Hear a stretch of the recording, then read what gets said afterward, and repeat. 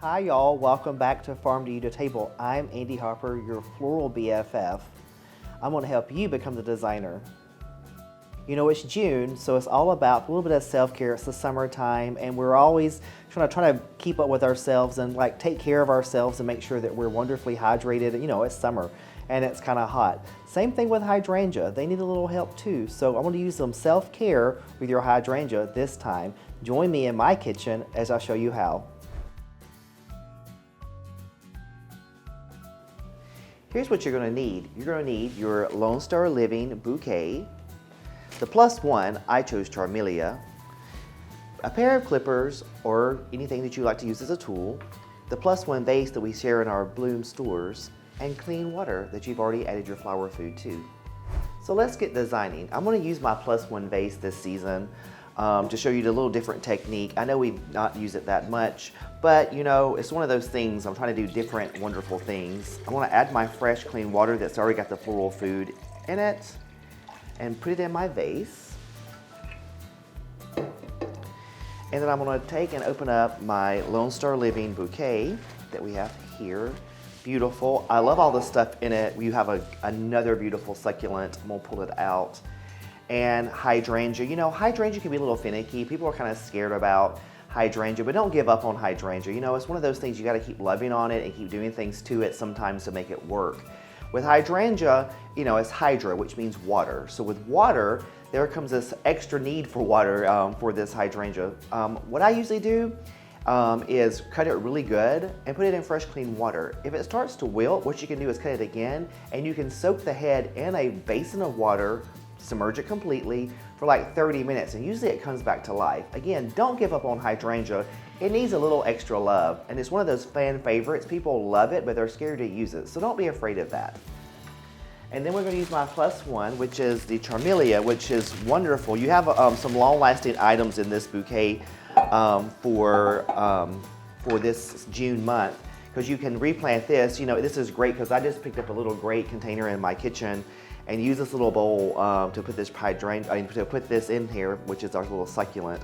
And I love that because, you know, it keeps on giving, and what else keeps on giving is Charmelia. It lasts forever too. It's one of those long-lasting flowers that just keeps on, even after maybe some of this goes away, you still have this. It just stays, this lasts and lasts for weeks, it seems. So it's just one of those great items to have in here. So I'm gonna just put this to the side. And I'm gonna use my hydrangea kind of as my base for this arrangement. And as you see, if you open it up, it has bracts in it. And sometimes I'll put flowers into it and use it as a grid. We've talked about grids and using things to help us with our designing, and hydrangea is perfect for that because it can support some flowers, especially toward the center of the hydrangea itself. So like I said, I'm going to use this as my base, and I'm going to hand tie it this time. So I'm not going to use it as we've done before. We kind of put some stuff in there before, and we kind of put our stems in there. We're going to start off with using the hydrangea as the base, and we're going to put it through the stems, through the bracts. So it's going to start to hold up some of my beautiful stems and use it as a base. And again, beautiful palms going in this and the white. I love these great complementary colors. I chose the pink Charmelia because I could have chose some of the white or the yellow, but I think it needs a little more contrast with complementary colors, and pink is a complementary color. Again, I'm trying to hand tie this and use it in a way that's a little different. As you can see, I'm starting to hand tie it. I can bring some stuff up too. That's the beauty of hand tying it, because I can actually play with the stems a little bit. Again, it's already looking full and beautiful, and I don't have to worry about it. Again, we'll take a few of these off. I don't want it to be in the water, any of the leaves. Again, this has turned out really, really pretty. So I'm gonna cut these off.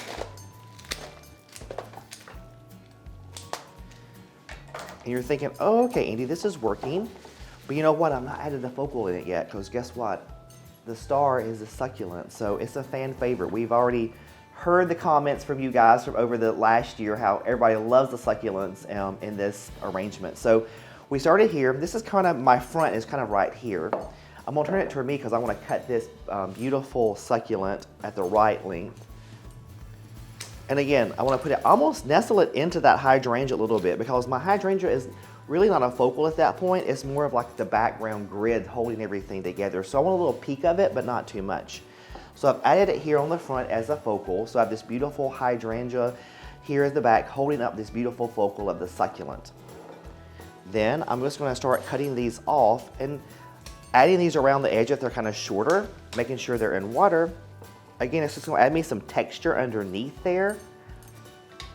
It's also going to be, if they're long enough, you can stick them in here. They have long breaks on them. It's just going to add me some beautiful texture. Again, add that little bit of blue throughout the arrangement. Again, it's just all about using your beautiful visual cues and saying, you know what, I need a little blue right here. I need a little blue right here. And guess what? I'm going to take this one and this whole bright, and I'm going to leave it just like that because I want a little whimsical, little something that's going to stick up a little bit higher than everything else in the back side of this arrangement.